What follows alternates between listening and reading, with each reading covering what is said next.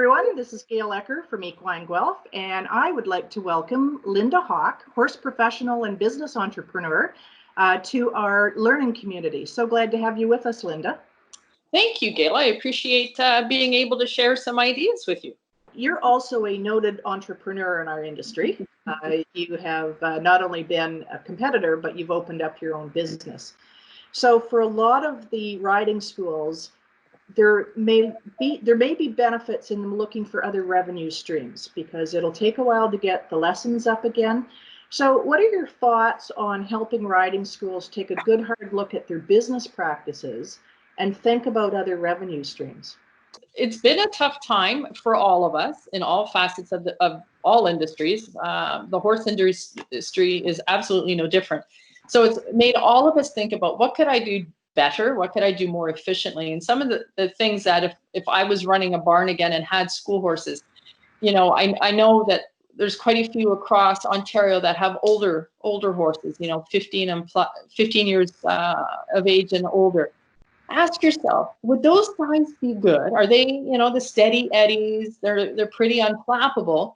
There's things that you can get into, such as corporate team building.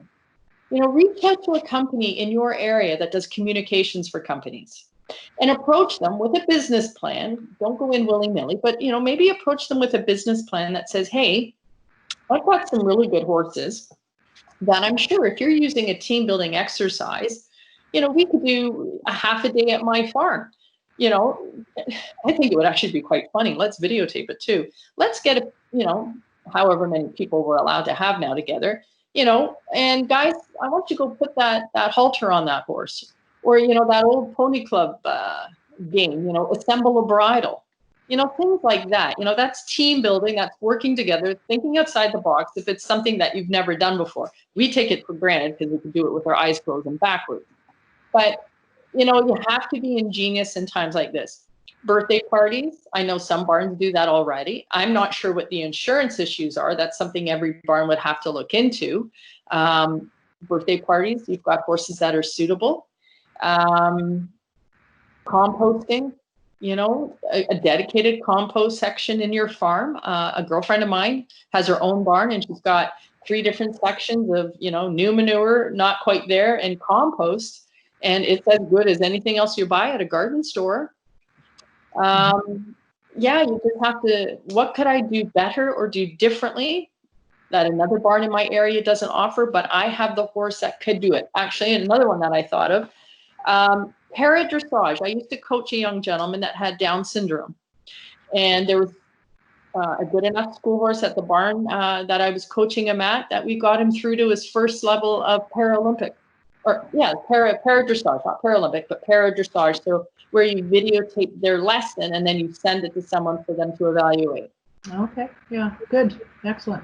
Yeah. And I know in the UK, I'm reading about some riding stables that are doing non-riding clubs with kids to teach them about welfare and health of horses, so that they're working on the ground with the horses, and that's helped them again to just generate some revenue without having to take the riding lessons. Well, that's a whole thing about Pony Club, right? So absolutely, Gail, whether you want to actually offer, Pony Club per se, but, Pony Club is half riding, but then the other half is supposed to be horse mastership. Adult classes. How many women, I think women are probably more prevalent than men, wish they could have learned all of this back in the day, but they had kids, they had a career. Now they've come back into the industry, have a women's social club. At the barn kind of deal. So certainly look outside the box. Look to see what Europe is doing. That's a good point, Gail. Because Canada tends to be a bit behind on things. I do find in the equestrian industry, traveling around and doing trade shows around the world, you'll see things over in Europe that, we might see that in Canada in about 5 years. So certainly Google online. What are different ways of making my barn make money for me?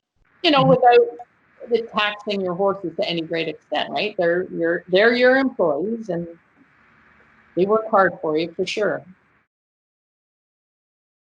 those are some great ideas to get people thinking, as you said, beyond the box, getting out of that box stall and thinking about the bigger world and what else they could be doing is always a good strategy for any business out there.